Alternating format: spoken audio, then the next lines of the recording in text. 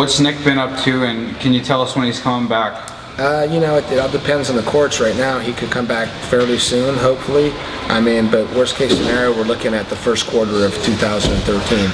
And, you know, he's ready to fight. I think everyone knows who he wants to fight. He wants GSP, and if something happens, you know, Nick will jump right in. But you know, Nick's a fighter. He'll fight anybody. So. How's he been doing on this time off that he's had? Really good. You know, he's been doing great. He stays in shape because, you know, martial artists, you know, a lot of guys, they focus on getting ready for a fight, and they'll get in shape when they get ready for a fight, and then they're not training, or they're not really living a healthy lifestyle when they don't have a fight coming up. But Nick is one of those guys, a true martial artist, and he's constantly training. You know, he wants to learn all the time. Whether if he couldn't fight tomorrow, he'd still be a martial artist. A lot of these guys are in it for the glory or just the money or something like that. Well, Nick's in it for being it. And that's a refreshing thing to have. Cesar's latest statement was that Nick tried to drink 24 water bottles to flush out his system.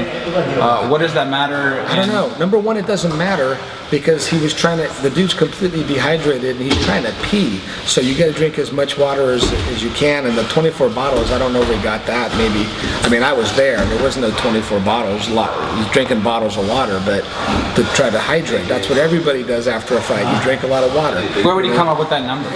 You know, I don't know. He comes out with a bunch of numbers that, you know, he just kind of invents or something. I think if you drank 24 bottles of water, you might die. You know, it's like, so it's kind of odd.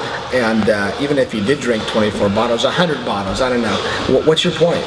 You know, it's not going to dilute your urine like that, you know, because you're going to pee and it's going to be the same dilution. You know, if you pee 10 times, then yeah, sure, it's going to be diluted. But I don't know. He's just looking for reasons to pick on Nick, and he doesn't like anyone to go against him or to dare to challenge him. You know, that's what it is. Where is the case at now with the NSAC? Case is in the courts. So that's where, you know, the NSAC is in the courts. We're the first ones to ever challenge that commission, and hopefully it'll be good on our side. You know, you never know how a judge is going to rule.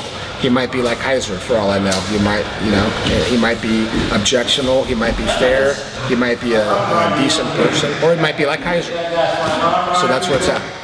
Does that concern you at all? Do you worry about something like that? I'm done worrying. You know, you're just going to have to, you know, you do what's right.